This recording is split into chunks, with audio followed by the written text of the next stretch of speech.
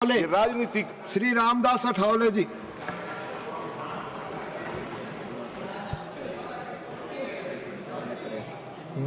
Deputy chairman sir, इतनी हो गई है रात, मैं कर रहा हूं वक्त बिल पर बात। मैं दे रहा हूं मोदी जी को साथ, मैं दे रहा हूं मोदी जी को साथ,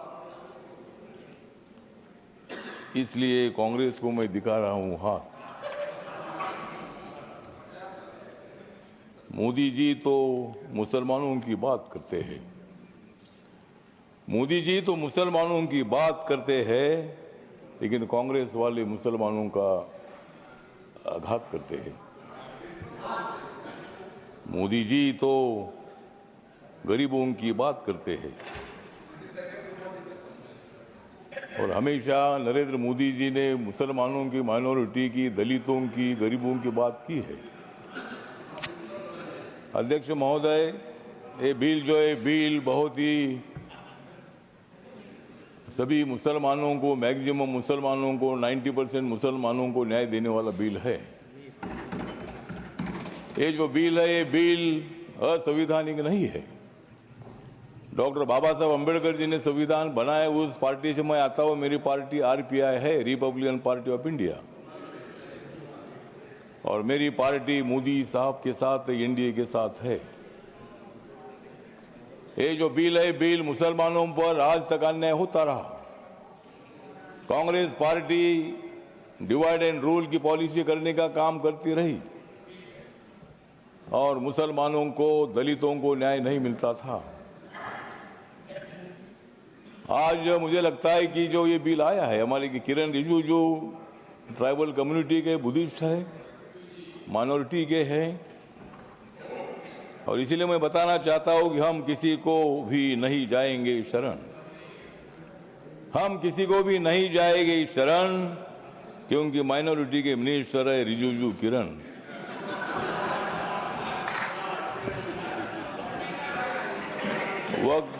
वक्फ बिल का हम करते हैं स्मरण, वक्फ बिल का हम करते हैं स्मरण, लेकिन अपोजिशन को हम करा देंगे हरण।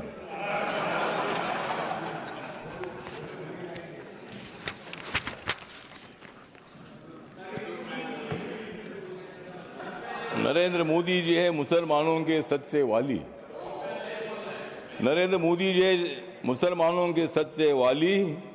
खरगे साहब बजाओ जोरदार ताली।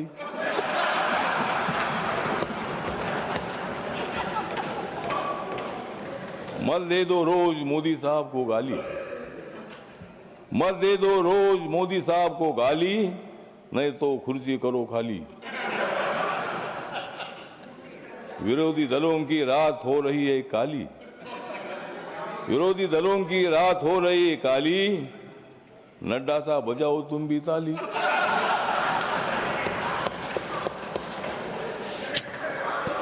तो ये जो बिल है, ये बिल बहुत ही परिवर्तनवादी बिल है। ये बिल हिंदू, मुसलमान, सिख, ईसाई, बुद्धिस्ट लोगों को जोड़ने वाला ये बिल है। ये जो बिल है ये बिल असंवैधानिक नहीं है, जिस तरह आप बता रहे खरगे साहब। संविधान बाबा साहब ने लिखा है, आप भी बाबा साहब के अनुयायी है, मैं भी अनुयायी हूं। और आप जिस कांग्रेस पार्टी में, खरगे साहब, जब कर्नाटक में आपको मुख्यमंत्री बनाने का मौका आया था तब उन्होंने नहीं बनाया आपको, और मुझे भी मंत्री बनाने का मौका आया था, आपने मंत्री नहीं बनाया, मैं इसलिए इधर आया। मैं